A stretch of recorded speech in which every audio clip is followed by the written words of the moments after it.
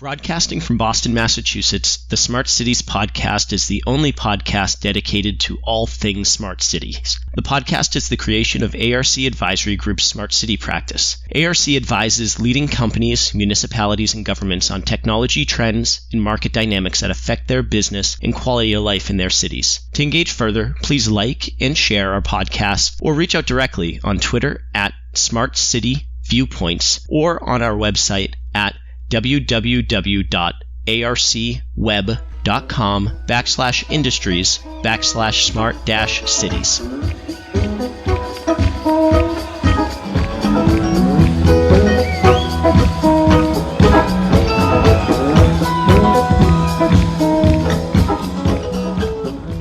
I'm Gavin Simon, your host with ARC. I work on the sustainability team, and I am joined today by Erica Ocampo from the Metals Company. I just want to welcome you to the podcast, and thank you so much for coming today. Thank you so much for having me. Perfect. It cut out for a second. I hope that was just on my end. I'm so sorry. So you didn't hear me saying thank you for having me? I did. Okay, good. We'll get that in the edit. It's okay. Good. All right, Erica.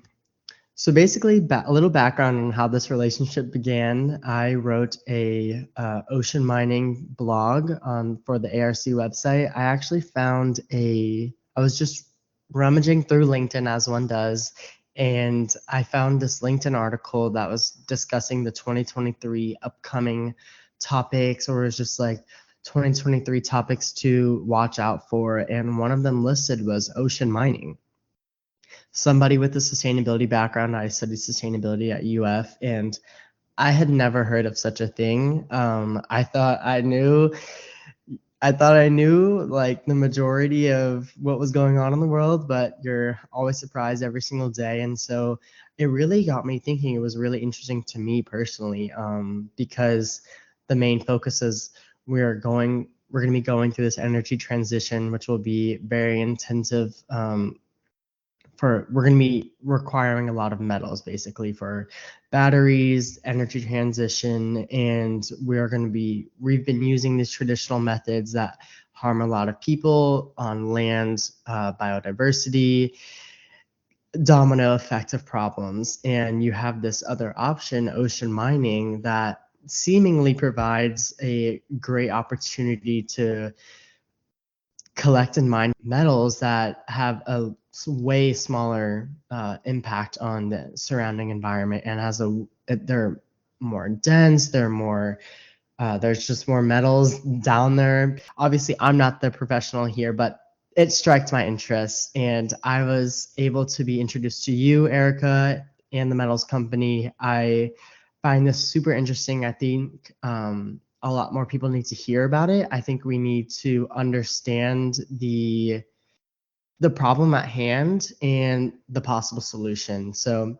Erica, I would love to hear more about your background, how you found yourself with the Metals Company, and yeah, just take the floor, please.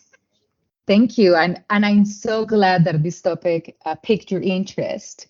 And I'm even more glad that it not only piqued your interest and you didn't stop us like, ooh, ocean mining, oh no, but that you actually went and looked for more information because you were curious about it.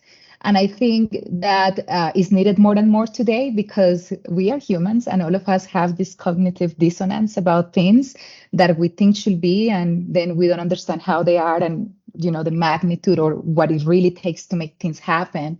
Mm-hmm. So I really appreciate when somebody does that, because just like you, when I first heard about it, I was like, ooh, how I didn't know about this. And the more I learned about it, I was like, oh, okay, I knew the amount of metals that we are going to need, not just for the energy transition, but in general with the incremental amount of people coming to the world, the population growth. Right.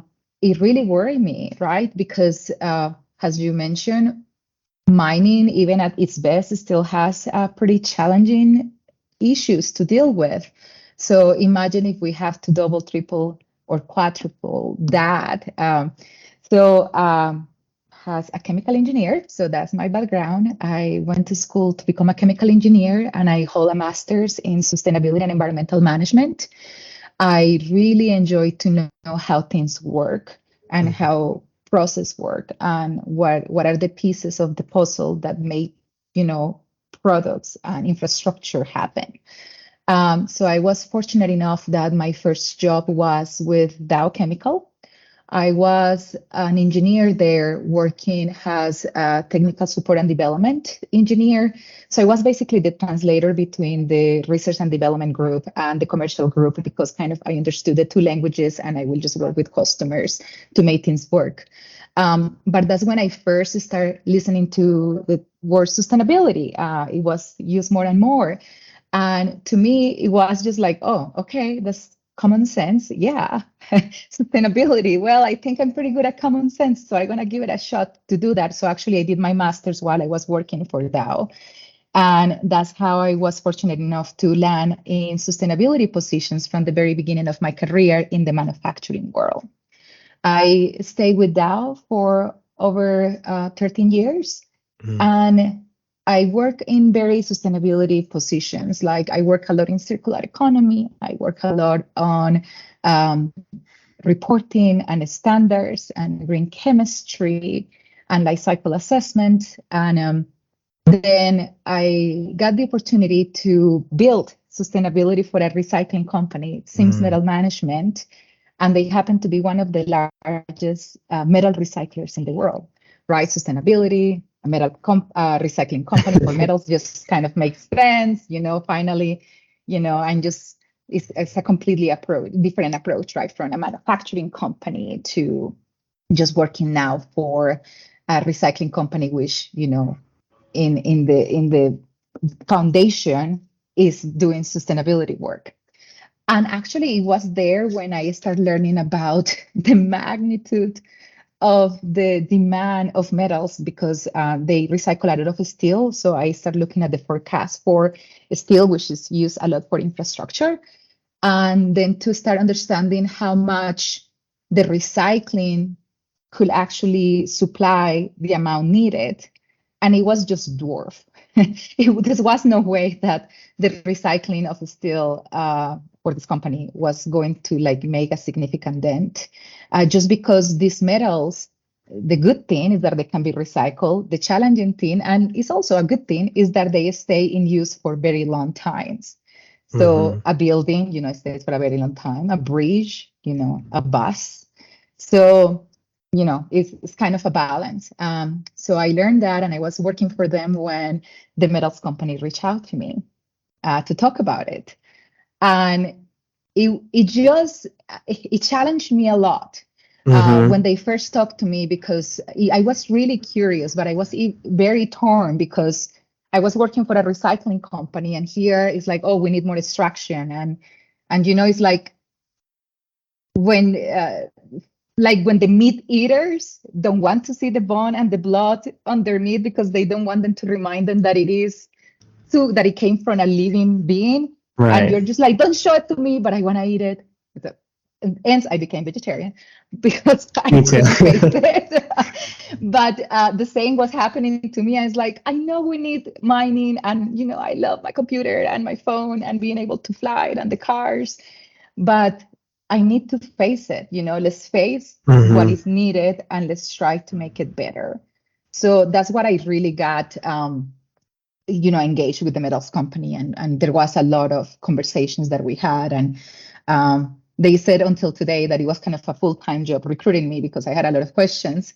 It's good to have questions, and it's good to challenge yourself, your own preconceived ideas. So that's how I ended up in the metals company, and it's been a year and a half since then. That's awesome. Well, you have an impressive background, and the metals company is definitely lucky to have you. So congratulations. Thank you. So I guess I would like to hear about, just paint the picture for the listeners and myself. What minerals are required? What are we looking for? What do we require? What does the energy transition need to complete and achieve these advantageous goals that the US and the world has to get to net zero emissions? Yeah, so the energy transition is metal intensive. So this multi-generational project of decarbonizing global energy and transport will take billions of tons of metals to build, requiring like a fivefold increase in the supply of metals. So the energy transition technologies require metals such as copper, nickel, cobalt, lithium, graphite, manganese. To Okay. give you a better view of the magnitude of the materials needed. So Mm-hmm. if we were to talk about nickel, in the next 30 years, the world is expected to mine 2 times more nickel than in the last 120 years.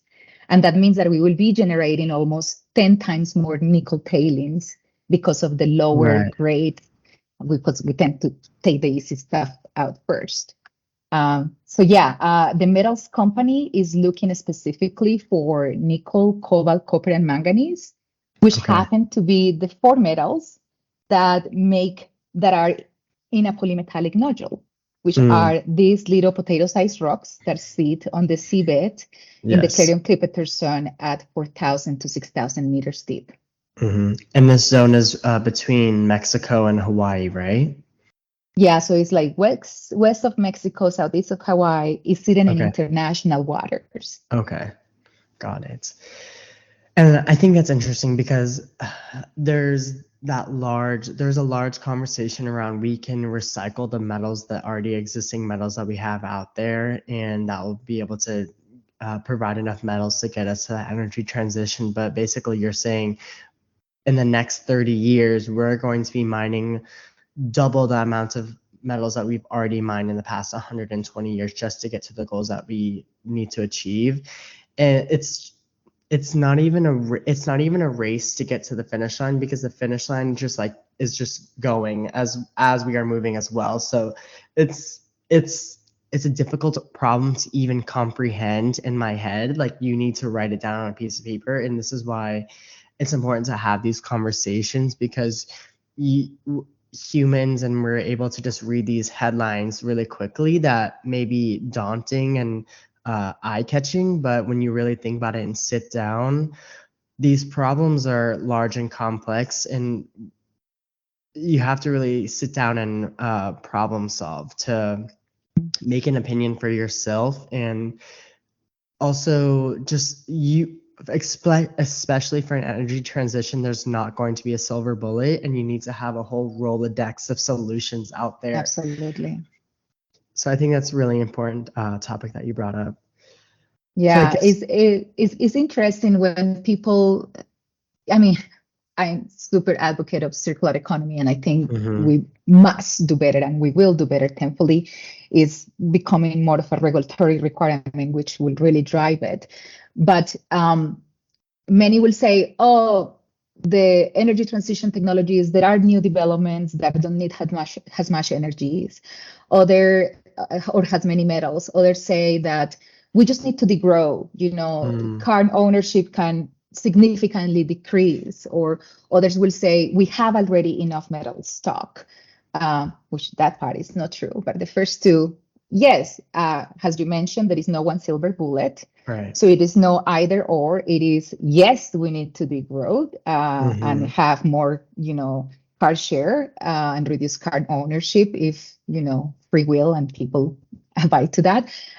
Yes, we need to accept new technologies, and new technologies will definitely help change the forecast of that demand grow. However, it takes some time to develop technologies to commercialize them, right? So at this point, we just really need to act. We cannot continue to delay. So yes, yes, yes, let's do all of the above. Let's continue to reduce the amount of metals that we will need for the energy transition. But Yep. yet we still need more new supply until we get to a steady state, more balanced point where we have enough metal stocks for the correct demand. Exactly. And we'll get to that recycling point at the end of this episode. So, again, let's set the scene. So, how has the world traditionally extracted minerals and metals from on land mines? And I guess let's highlight three things: environmental concerns, human rights issues, and minerals reserves. And please add on to anything that I may be missing or we should be paying attention to as well. Perfect.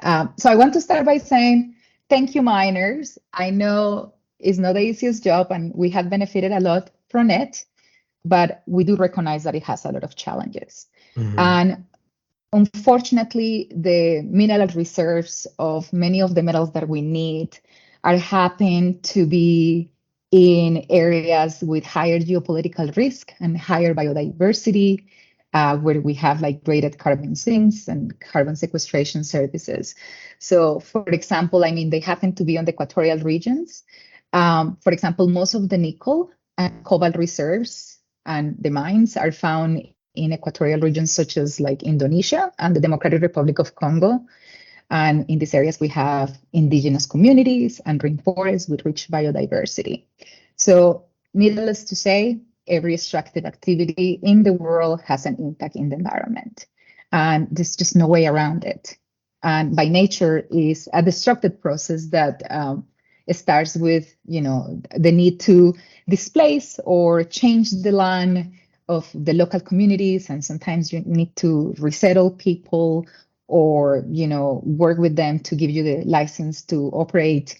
And depending on the nature of the operation, it might involve the removal of the rainforest or deforestation and include the flattening of mountains sometimes or the blasting of giant poles. And when you have all that mining waste that has to be managed forever, it also means that it can create pollution to the air and water, affecting the food supply and living activities of the local communities.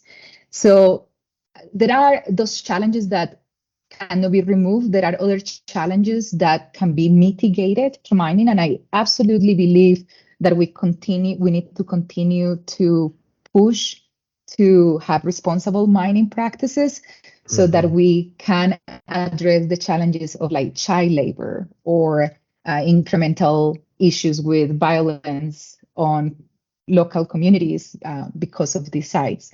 So we can do better, but there are some issues that won't be completely removed from this. You're right. Okay, so this is a problem that I read in an article in 2022. Ocean mining has been around longer than just the past 3 months that I've known about this topic. Can you give us a little bit of a history background of the HMS Challenger expedition in the 1870s, and then maybe why we actually were doing some early research in the 1970s, and then why it's resurfaced in the past decade? Absolutely. So it definitely has been around a lot longer than us. Yeah. And I really found it interesting as I learned more about the history behind it. So the first time that polymetallic nodules were found were back in 1875 by this scientific expedition on board of the HMS Challenger, which was exploring the world's oceans. So they were dredging different areas of the ocean. There were scientists looking at this information. But fast forward 100 years after that, because back in the 1870s, they are like, okay, these metals, okay, not relevant. Fast forward 100 years, okay, these metals are relevant. Right. So, and that's when the first system trials to collect nodules from the seafloor started. But it wasn't really until 1974 when this millionaire Howard Hughes commissioned a deep sea drill ship called the Glomar Explorer that the interest of this resource really took off. That's an interesting fact attached to these Glomar system trials, is that it really was a cover up for a top secret CIA funded effort because they were trying to raise a sunken Soviet submarine to capture the military secrets. So there you have the little history fact of the day. But because all these things were happening in the 70s, the question around nations was, oh, wait a second, who owns the resources of the high seas? Because there was not an international law of the high seas.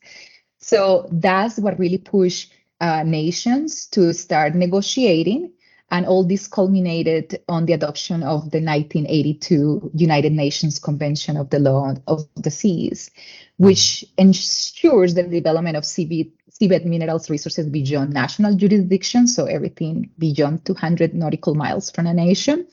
And they said that this should benefit developing states as well, not just wealthy countries, because that was the concern. As technology advances, who is going to own this? And it's going to be a gold rush, or what is it going to be? So that's how we have this great treaty from 1982, UNCLOS. Got it. And so between 1974 or 1982 and today, how is it the development of technology that has created this new ability to research and collect data on the metals? Is it the push for the demand of these metals and minerals, or is it like a combination of both? Like, why between 1982 and today? And also, what has been happening between 1982 and today? And also, why hasn't there been any commercial mining since? Good question. So international agreements take time. So you have the UNCLOS established in 1982, and UNCLOS provisioned the establishment of the International Seabed Authority. And the International Seabed Authority is comprised of 167 member states and the European Union. And it is mandated by the UNCLOS to organize, regulate, and control all mineral-related activities in the international seabed area in the benefit of all mankind. So now that we have in 1994 the establishment of a regulator for these resources, it kind of gives more certainty to the industry. And then with the energy transition and the forecasting that these metals are going to have more value, it piques the commercial interest. But you're also right, the development of the technology for deep sea exploration incrementally improved since the 70s. So there was also not just the interest, a regulatory body, but also the ability for us to look closer at those systems. So in 2001, the ISA, the International Seabed Authority, developed the first set of the mining code for exploration, just for exploration, not commercial activity. And they start granting licenses for us to understand the resource really on the area. And it was starting in 2014, they started developing the exploitation code, which was due to be completed in 2020, but it was delayed because of COVID. So this conversation just didn't start happening. It has happened for a long time, but obviously there are a lot of things that countries have to negotiate. And it is expected that sometime this year, they will be completing this exploitation code, which will enable companies like ours with the sponsorship of a sponsoring state like Nauru to apply for the next commercial contract or an exploitation contract. Awesome. Thank you for giving us that background. So getting into the metals company, what is the extraction plan? I guess, what does your technology look like? And what has your research and data collection revealed about the CCZ zone?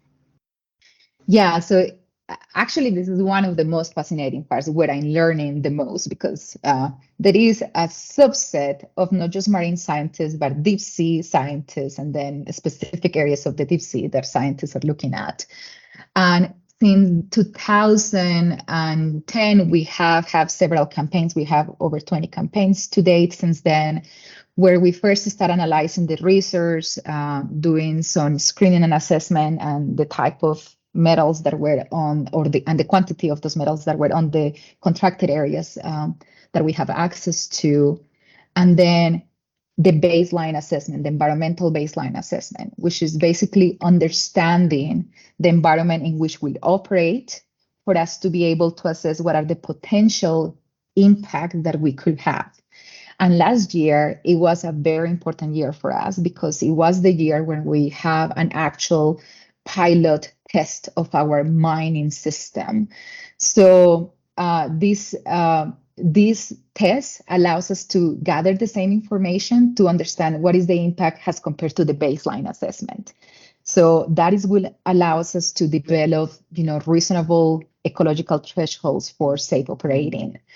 And we are not doing this alone because, as I mentioned, it's a very specific field. So we count with the support and help of several science institutions, which really found this as scientists. They found this really interesting because they get to gather data from this area. So we have like the History Science Museum in the UK. We have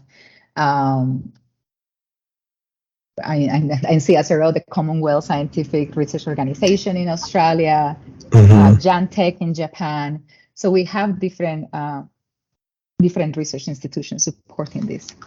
So can you maybe describe how it actually looks on the seafloor? Is there something hovering, or there's something dropped to the bottom of the seafloor that's sucking up the nodules? And I know that there's two different processes of nodules being picked up from the seafloor and then held, and then there's another process of the nodules being picked up and then like transported to the boat on top of the water that's like sitting on top of the water, and then the nodules are cleaned on the boat, and then the sediment is dispersed mid-water. It was like in the mid-water, like 1,000 feet deep. So I guess maybe describe both of the processes. I guess from my understanding, there's like a few options, and then what is the metals company doing? Which process are they using? Perfect. So we are using a collector vehicle that uses the Coanda effect, which means that we inject parallel to the seafloor a water jet that lifts the nodules that are sitting unattached on the seafloor to the mouth of this vehicle. On the vehicle, then it is sucked up through a riser system, which is basically a pipe all the way connected to the vessel on the surface. And in that place, all these, because these nodules come with some water and a small amount of sediments, because the rest of the sediments stay on the bottom of the seafloor on the back of the collector, but around 5% comes with the water and the nodules to the surface. And then is the water on the top, and then the water with that 5% of sediments is pumped back down into the ocean. We are still looking for the best depth at which that return water should be provided or injected back. And we're looking right now at 1,200 meters depth. Okay. And then that's the system. Okay.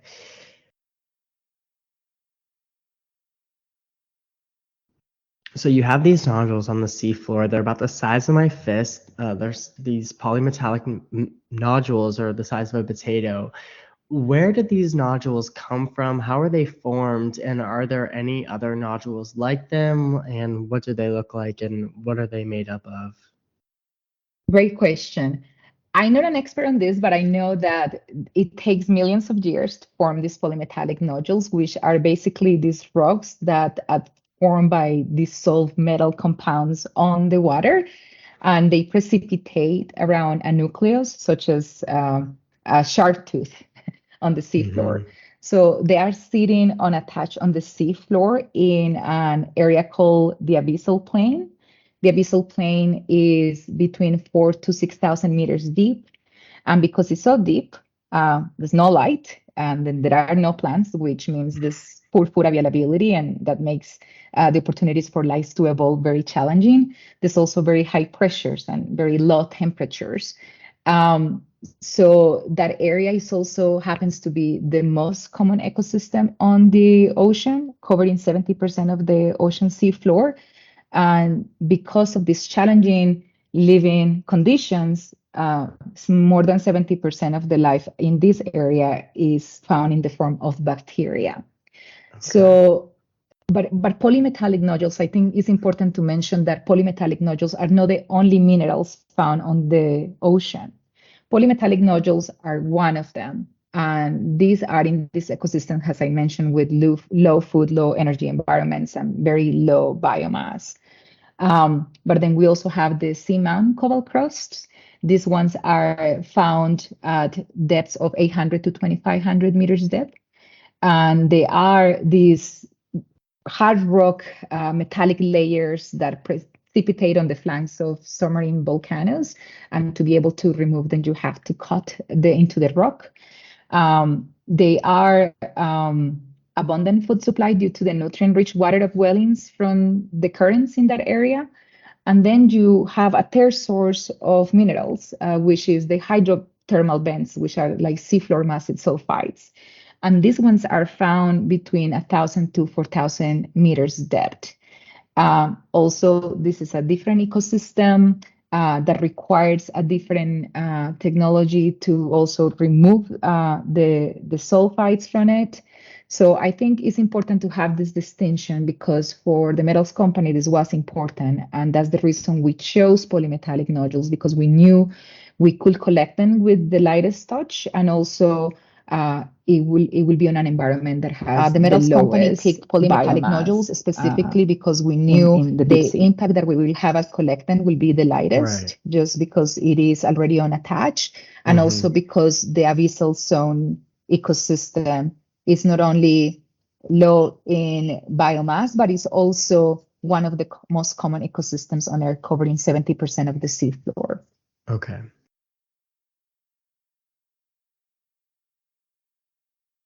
All adults learn differently. Some people like to think about numbers. Some people like to hear some numbers. Can you give us maybe some statistics and data points on the current operations of the oceans? What is currently happening in our oceans, and what will the metals company? What are the statistics and data points on the metals company as well? Well, so it's very important to have these numbers so you can contextualize what we're planning to do versus what is currently happening. Mm-hmm. So, for example, if you look at the trawling impacts on the seafloor every year, and remember that trawling happens at a shallower water depth than the 4,000 that we're looking at, so meaning a more productive layer of the ocean, we're talking that trawling every year impacts 5 million square kilometers of the ocean seafloor. And every year, the same area can be, impacted. Versus, in the best, most optimistic scenario, in the CCZ, if all the contractors were operating at the same time and, all the licenses of the remaining areas were granted, we will be talking that only 50,000 square kilometers of the CCZ, the Clarion-Clipperton Zone where these nodules are found, will be impacted, and they will only be impacted one time and then never to be touched again in an area that does not support, all the fisheries and all those kind of things, because it's not as productive as the areas that are where trawling is happening. So we're talking of an 175% more impact today with trawling that it will be with this polymetallic nodules collection in the CCZ. And another interesting fact is that the CCZ represents 1.2% of the entire ocean, and the CCZ, the Clarion-Clipperton Zone, is where polymetallic nodules are found. And today, the International Seabed Authority has set aside 43% of that area has a protection area never to be touched. Wow. Thank you so much. I mean, it's really nice to hear. It's not nice to hear, but it's helpful. And like you said, it contextualizes the impact of the metals company and what's currently happening with trolling for fish and food as well. So absolutely. And by the way, those 50,000 square kilometers, it wouldn't be just the metals company. It will be if all the licenses to everybody are granted on the CCZ. Mm-hmm. So we're talking of a significant magnitude difference between the two. Which is in the contracts and agreements is going to be a cascading, like it's going to be coming in at different times, right? From my understanding, the metals company is pretty far ahead than everybody else, and you're going to be one of the first ones, right?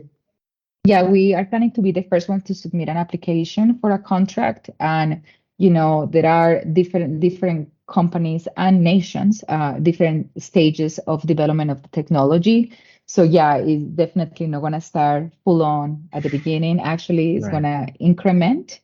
And there are more things to be, done during that time as we learn more and more and as we develop better and better technologies.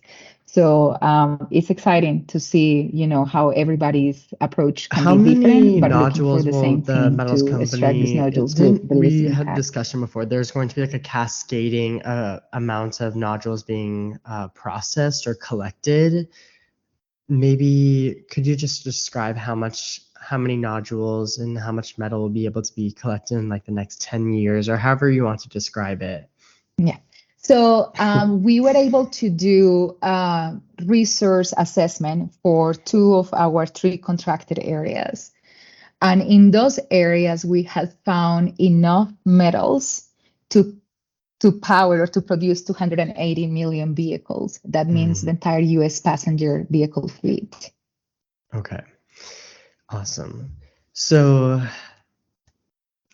you collect this crazy amount of metal on the bottom of the seafloor. First of all, where is these metals going? Who are you selling this metal to? Or, do you have any agreements, or is that still in process? And also, how will the metals company benefit the countries that are sponsoring your contract? Yeah, so once we have the vessels on the surface vessel, once we have the nodules on the surface vessel, we can transport them anywhere in the world. And they can use like many of the existing technologies for processing of the nodules, because we use a pyrometallurgical step and then a hydrometallurgical step for refining of the additional metals. But we also develop our own processing flow sheet for these metals that really deliver zero waste. So that, I think, is one of the benefits that we can really see with polymetallic nodules, that the entire composition of the nodules can create something that is not going to be wasted. And so that means that we are not creating these massive amounts of mining waste or creation of tailings, because it doesn't have any deleterious metal contents there that will prove them toxic. So once we do that, that means that, we already have that benefit that I will say social mankind kind of deal, because we are not producing any of these challenging things, or we are eliminating that challenge. In terms of the communities, this is quite interesting because, yes, we focus on our communities, meaning our sponsoring states. But in reality, when you are developing a resource that is the common heritage of humankind, the stakeholders of the community are really the entire world, including you and myself. So honoring the intent of the UNCLOS, which is also to advance developing nations such as Nauru and Tonga, our sponsoring states, we see various ways in which we can benefit them and the world. So let's start with that part of the financial part. So when we collect nodules, our sponsoring states get a nodule collection fee, and then the ISA gets a royalty fee. And the ISA has a share benefit kind of clause, where part of these royalties that are paid are given back to the different nations that are members of the ISA. And they are working right now and negotiating how much one nation gets versus the other and the reasons why and all those kind of things. But that collection fee for our sponsoring states are becoming a very important new source of their GDP in a time where climate change, it is a crisis for them, because they are islands, right? And the sea rise levels are increasing, which they really tells us is like, this is a crisis, like we need to do something about it. Then another part of the UNCLOS talks about capacity building, and capacity building not only to have developing nations to be part of this industry, but also for them to look at governance and for them to build up their own societies. So it's very interesting because when I first started working on this, I thought, well, let's do all STEM education. Like that's what we need, scientists to work on this. And the nations is like, wait, we need more than that. We need doctors, we need lawyers, we need administrators. So it's a great conversation to have with them to know exactly what capacity building means for them and what they need. And so we are working on, well, we are already providing scholarships for developing nation people with a focus on females. Because that's one of the focus of these developing nations as well. So we're also giving grants for local communities to access in the areas that they have told us as more important to them, such as women empowerment, ocean health and environment, sanitation and water, healthy living and food security, and youth initiatives such as education and wellness. So they apply for the grants, and that's an easy way for them to engage and, automatically have an impact on their communities. And we're also giving trainee at sea opportunities where people who had been going through these scholarships or education programs can come to the vessels and participate in the industry. So those are some of the benefits that we see on the social aspect, which I think is very poorly talked about. I mean, there is all positives. I really see a lot of positive on this social aspect of collecting polymetallic nodules, especially when I compare them with terrestrial mining. And that, unfortunately, is not talked as much, but I want people to understand that this is a really good benefit when it comes to social. There is still going to be an environmental impact. Every extraction has it, as I mentioned before. But if we look at the social impact, we are talking about being able to really amplify positive impact, not just for our sponsoring states, but developing nations and the world, because we are supplying these metals that are needed for the energy transition. I mean, that goes back to the three pillars of sustainability and ESG. You have environmental, social, and governance. Like you're really focusing on the S part, which is easily overlooked all the time. And I really like when I really wanted to include this in this conversation because you're going to be having a huge impact economically on these countries because you're going to be providing them with a lot of an influx of money. And you give anybody however much money, a lump sum of money, nobody knows what to do with it. No, there's not a guidebook of what to do with a lump sum of money. So it's really important to provide these programs in multiple different ways and different solutions, not just through one solution. You're providing multiple solutions and different avenues for people to have access to the money, but then access to education and training and on the ground positive impact. So I really wanted to highlight that because that's just not talked about a lot.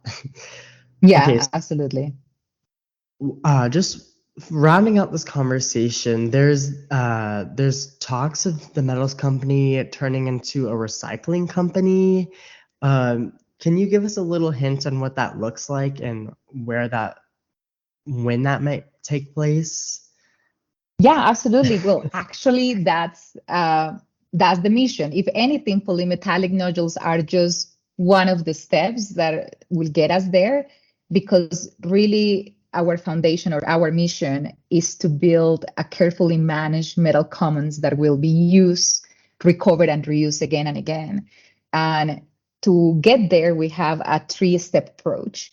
And chapter 1 is what really took us to develop this unconventional resource, polymetallic nodules, because we want to supply critical metals with the least environmental and social impacts. And then we can move to chapter 2, where we can recycle the metals we produce. And once there is enough metal stock to be recycled, we can exit primary production. And then as we have this, blueprint of how to recycle the metals we have, we can expand to other metals. And that's chapter 3, which is recycle the rest. So we really see this kind of creating a metal metabolism, these metal commons that can be used and reused for millennia. Amazing. Thank you so much. I think that's super interesting. And it's just about especially companies nowadays, we need to be focusing on circular economies, and you're creating these products, great, but what are you going to do at the end of the life cycle of that product? And I think that that's part of the concept of common heritage of humankind embedded on UNCLOS. So I think that for any company that is working in this space, having that tracing of where their metals are going and how to get them back into the system is part of ensuring that it is common heritage of humankind is respected, because then future generations can use it. So that part really attracted me to this company, and is one where I'm now responsible of making it happen. So a lot of work and exciting one. Yeah, no pressure. So I just want to say thank you so much for joining the Smart Cities podcast today. I was able to grill you with questions. Is there any other topics or questions that I may have missed? Anything that you wanted to bring up? I know I just asked you questions for like an hour long, so. No, I really enjoy talking about this topic, especially with people that are curious about it. I think more than a question, I would like to have just like a closing comment. For those who are listening, that difficult choices lie ahead of us because of the magnitude of the challenge at hand and what it really takes to make things happen. But inaction is not an option, right? We cannot continue to expect a magical solution to come or the silver bullet. So whether you are curious about the deep sea minerals or think it's a bad idea, I ask you to take a closer look to understand better the alternatives, so that we can stay open to all our options and really dive into the data, because at the end of the day, the goal is to create positive impact. So this is not about, gain popularity or reputation, because a sustainability professional really just wants to keep an eye on the goal, which is to create positive impact. Great. Thank you so much. Once again, guys, this is Erica Ocampo. Erica, can you just give us maybe your LinkedIn and the Metals Company's website so we can keep up with your great work? Absolutely. So the Metals website is metals.co, and you can find me on LinkedIn as Erica Ocampo. And you can write us at impact@metals.co. Awesome. Thank you so much. And I really appreciate this great conversation. And I look forward to seeing what the future holds for you and the Metals Company. Thank you so much. Broadcasting from Boston, Massachusetts, the Smart Cities podcast is the only podcast dedicated to all things smart cities. The podcast is the creation of ARC Advisory Group's Smart City practice. ARC advises leading companies, municipalities, and governments on technology trends and market dynamics that affect their business and quality of life in their cities. To engage further, please like and share our podcast, or reach out directly on Twitter at Smart City Viewpoints, or on our website at www.arcweb.com/industries/smart-cities.